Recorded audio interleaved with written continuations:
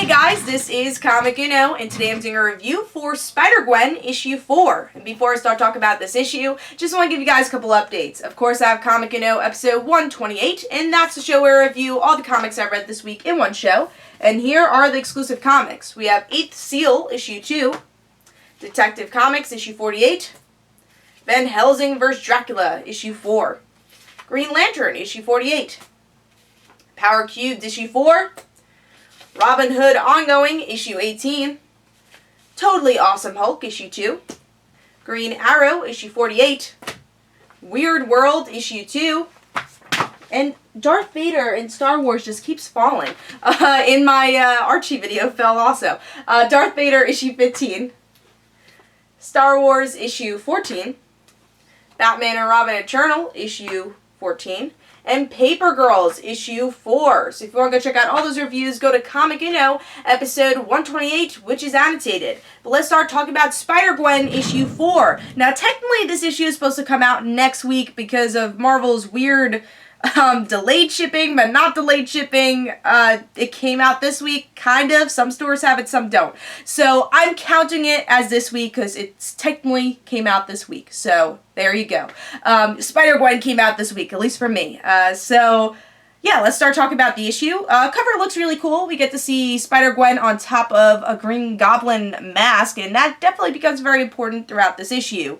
And artwork is always gorgeous. Love the colors here, and there's some really good fighting in this issue. Even though I feel like this is very much in the mind of Gwen Stacy, because it's a lot of inner monologue, there's still some really cool fights here, especially like how she does the webbing here. I really thought that was pretty unique. So if you love the art style for Spider-Gwen, it just continues to be phenomenal and really different and artistic for Spider-Gwen.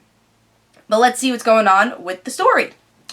So with last issue, we had a really cool, interesting cliffhanger where we see that Gwen has found out that where Harry has been all this time, and he's been training to be this Green Goblin. So they're definitely changing the mythos of Green Goblin in Spider-Gwen's universe a bit. And this whole issue is actually Gwen encountering Harry as Green Goblin, and Green Goblin obviously wanting to kill Gwen, Spider-Woman, because he believes that Spider-Woman killed Peter, and that he was too much of a coward back then to really do anything, and now he'll do anything in his power not to arrest Spider-Woman, but to really kill her.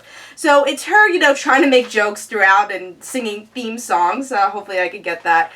She sings the Fresh Prince of Bel-Air theme song, the Golden Girls theme song, everything. But really, she's just using humor, just like Spider-Man, to kind of get out of this situation. And it's definitely a hard situation to get out of. And in her mind, she's like, maybe I should just tell him that I'm Gwen, and maybe this will be all over. But she realizes that this is not really the Harry she knew. And we do actually get some flashbacks of their past, of like how important the Green Goblin name is. It's actually a name that Peter gave him, and I guess the school gave him also, because it means that he was rich and he was nerdy.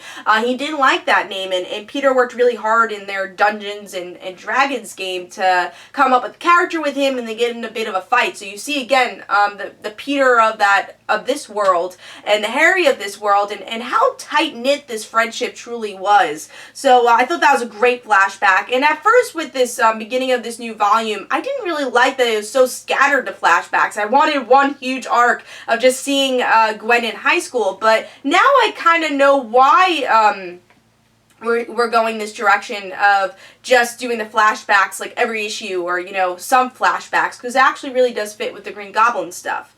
But by the end of the issue, Harry gets crazier and crazier, and he actually takes the serum, or the new lizard serum, and right when he takes the serum, he realizes that Gwen is Spider-Woman. He's like, oh no, what do I do? And that was just a great cliffhanger. So what do I think of the issue overall? I'm going to tell you my little nitpicks, because there's really only small nitpicks for this issue, because I really love this issue. But my small nitpicks is I feel like some jokes didn't land as I wanted them to. There were some cheesy jokes here and there. And also, I think in the beginning it was really melodramatic, where I was like, oh, it doesn't really connect that well, but then it made more sense of why it was so melodramatic. But I think it was a bit too melodramatic in the beginning of the issue. But those are my small nitpicks. nitpicks of the issue. Because like I was saying, this is actually the best Spider-Gwen issue I have personally read since Edge of Spider-Verse, which still stands to be my favorite issue, because it's the introduction of Spider-Woman. I think they were able to fit so much in that book, but I really love this issue because, like I said, you learn so much more about Gwen's past, which I think is just so interesting, because I still want to see, like, a whole full story of her realizing about her powers and, like, how she deals with that, and you kind of get a glimmer of that in this issue, that Gwen's scared, you know. Obviously she's used to her powers by now, it's like been 3 years or whatever, but she is definitely scared of the responsibility she has with these powers, and back then she was totally scared, and that's why she uses humor just like Spider-Man uses, and you definitely get in her head a lot, and seeing that she does believe it's her fault. This whole time she's like, no, it wasn't my fault, I couldn't do anything. And in her mind here, you see that she kind of goes back and forth with it. It's like, no, it was my fault, but actually kind of was. But in her mind, she does say that I couldn't do anything about it. No one could have, and I can't blame myself about it. So I think by the end, she does realize that kind of wasn't my fault, but she still definitely blames herself about it. And like I said, you really get into her head with that, and I love it. And it's really cool. I think my favorite narration is her, like, saying, come on, why can't I just reveal who I am? You know, he'll understand, right? But she realizes, no, he won't, because he's a different person, just like I'm a different person than I was in high school. So it's really a test of their friendship, and of course, we know the friendship of Harry and Peter and in the 616, and also Harry and Gwen in the 616, and it's really cool how they put it on its head with this issue. So overall, I loved it. I loved the reveal in the end. I'm a sucker for a good secret identity reveal, and I thought it was perfect. The facial expressions, and honestly where this friendship goes, because you don't know what the Green Goblin mythology is going to be in Spider-Gwen. Will it be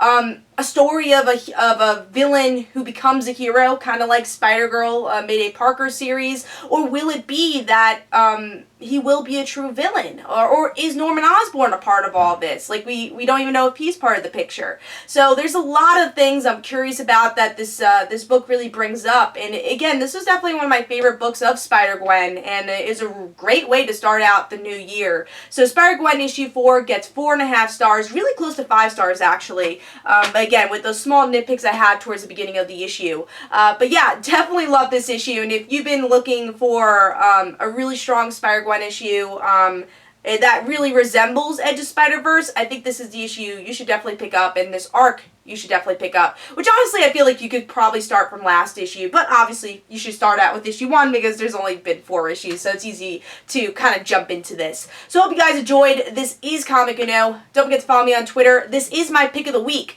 so pick this up, definitely. 4.5 stars.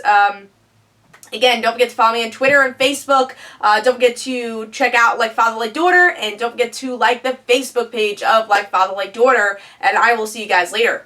Bye.